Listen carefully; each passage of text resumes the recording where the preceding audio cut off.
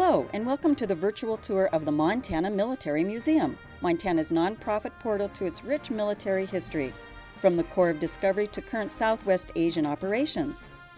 Montana Military Museum is located on historic Fort William Henry Harrison, just west of Helena, the capital city of Montana. In 1984, the U.S. Army Center of Military History recognized Montana Military Museum as an official federal artifact-holding activity. 10 years later, the Museum Foundation acquired several 1920s facilities to house a growing collection. These buildings originally served as a quartermaster, ordnance, and medical centers for the post.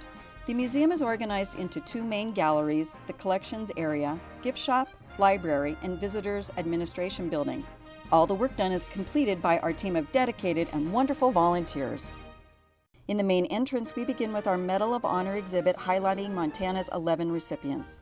Throughout the museum, you will find temporary exhibits, such as the ruptured duck display, which we rotate regularly. These emphasize key events that make the military history of Montana unique. Our first main gallery, the Robert F. Morgan Room, chronicles Montana's military experience from Lewis and Clark through the end of World War II. Here we offer our temporary display dedicated to the Doolittle raid over Tokyo. This top-secret operation included several Montanans. We move into the Lewis and Clark Corps of Discovery area. This earliest operation in Montana had a major impact on our nation's history. The Corps' exploration of Montana led to explorers, pioneer families, gold seekers, and business entrepreneurs settling throughout the region. The territory of Montana was established in 1864. In 1865, acting Governor Thomas Francis Meagher called for a militia in response to threats from Red Cloud and his Oglala Sioux warriors.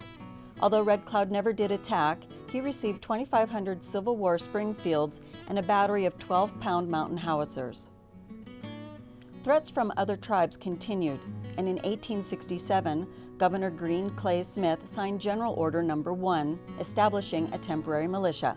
10 years later, Montana volunteers were called when the Nez Perce fled the 7th Infantry in an attempt to reach Canada. The Indian Wars period lasted from 1864 to 1882.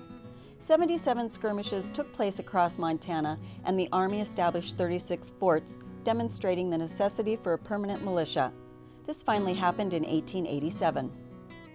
The 1st Montana Infantry Regiment, headquartered in Virginia City, trained at Fort Ellis, east of Bozeman. In 1898, the regiment was called to fight in the Spanish-American War. Hostilities ended before the detachment bound for Cuba even left the country. However, the rest of the regiment was bound for the Philippines.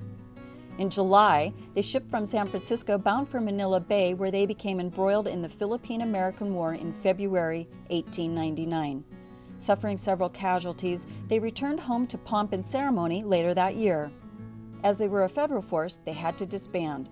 Shortly thereafter, the state stood up the 2nd Montana Infantry Regiment. Regular training took place in home communities, and summer encampments were first held at Fort Ellis and later at Fort Harrison. Turbulence, both locally and nationally, occurred throughout the second decade of the 20th century. In 1917, President Woodrow Wilson activated the Army Expeditionary Force. That August, the 2nd Montana became the 163rd Infantry Regiment and fell under the 41st Infantry Division. In December, they sailed from New Jersey, headed for France. In Europe, the 41st Division provided replacements throughout the expeditionary forces, and Montanas fought in major battles in France, Italy, Siberia, and North Russia. Finally, on November 11, 1918, embattled and weary, the Montanans returned from Europe. For the next 20 years, the 1916 National Defense Act guaranteed the National Guard would be equipped and trained under national standards and supervised by active military, and for good reason. War loomed again in Europe. In case America entered the war, the 163rd was called for 1 year of training on September 16, 1940. Training at Fort Lewis, Washington, they believed they would be home after that 1 year. However, in August their tour was expanded an additional 6 months. They were on duty when Japan attacked Pearl Harbor, and they served in the Pacific Theater until January 1946. While the 163rd battled the Japanese, Montana and Fort Harrison hosted several significant World War II organizations: the 1st Special Service Force, and the Camp Remini War Dog Training and Reception Center. Camp Remini was a top-secret training base utilizing war dogs in support of the war effort. Hidden in the forests in Remini, a few miles west of Fort Harrison, the camp operated from late 1942 through the end of 1944. During the camp's 50th anniversary reunion, it was revealed that they had originally been established to support the top-secret mission, Operation Plow, which was the 1st Special Service Force's original assignment. The force was to go into Norway to prevent the Germans, who were developing the bomb, from reaching heavy water plants the Norwegians used for energy. The dogs and Remini personnel were to supply the force during wintertime Norway. However, that operation never took place. Instead, its mushers and dog handlers provided specialized services, such as search and rescue.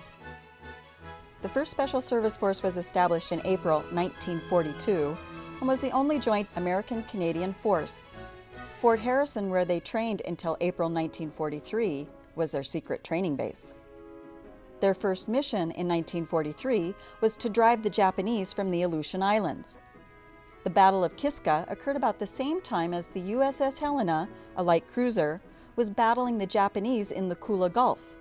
She was sunk, but not until after inflicting great damage on the Japanese fleet. In response, the 1st Special Service Forces raised over $5,000 while in transit to Africa to support a replacement of the USS Helena.